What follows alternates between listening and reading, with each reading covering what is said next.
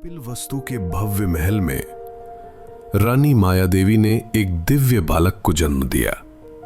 चारों ओर स्वर्णिम प्रकाश फैल गया, मानो स्वयं देवता इस पल के साक्षी हों। राजा शुद्धोधन की आंखों में गर्व और प्रेम था।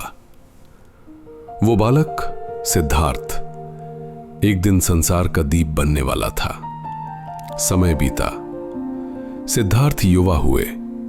महल की खिड़की के पास वे ध्यानमग्न रहते, चेहरे पर शांति, पर मन में प्रश्नों की लहरें।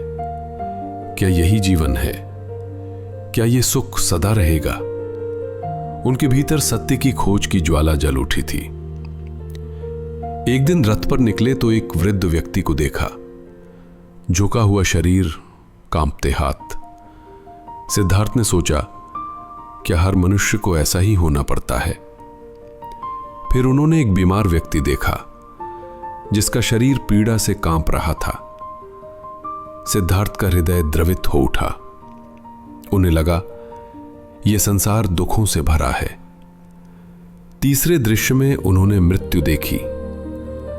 लोग एक मृत शरीर को सफेद कपड़े में लपेट कर ले जा रहे थे। सिद्धार्थ ने मन में प्रश्न किया, यदि सबका अंत यही है तो जीवन का अर्थ क्या है? और फिर उन्होंने देखा एक शांत संतुष्ट साधु, जिसके चेहरे पर गहरी शांति थी। उसी क्षण सिद्धार्थ के भीतर जागृति हुई। यही मार्ग है, यही सत्य की ओर जाने का द्वार है। एक रात जब यशोधरा और बालक राहुल गहरी नींद में थे, सिद्धार्थ ने उन पर अंतिम दृष्टि डाली। आंखों में प्रेम था, पर मन में दृढ़ निश्चय। वे अपने घोड़े पर सवार हुए और सदा के लिए संसार छोड़ दिया। अब वे वन में साधना करने लगे, पेड़ों के नीचे बैठकर गहरी ध्यानावस्था में लीन। शरीर क्षीण था, पर आत्मा दृढ़।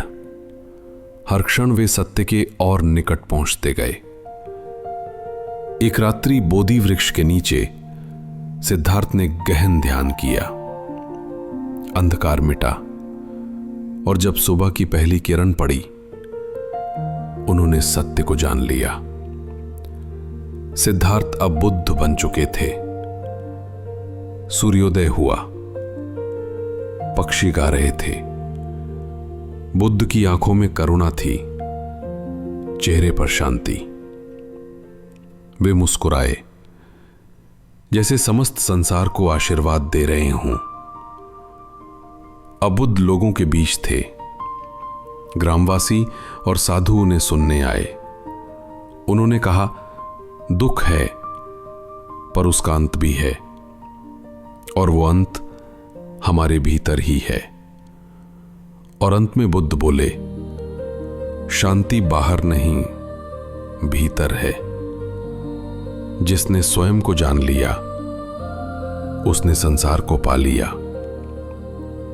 उनकी वाणी युगों तक गूंजती रही, जैसे अनंत काल में शांति की ध्वनि।